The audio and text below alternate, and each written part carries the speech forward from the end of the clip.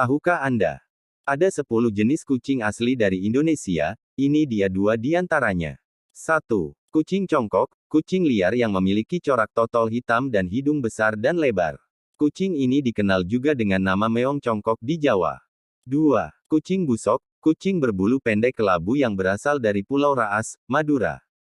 Kucing ini sangat dijaga keasliannya oleh masyarakat Madura dan dilarang membawanya keluar pulau kecuali sudah dikebiri.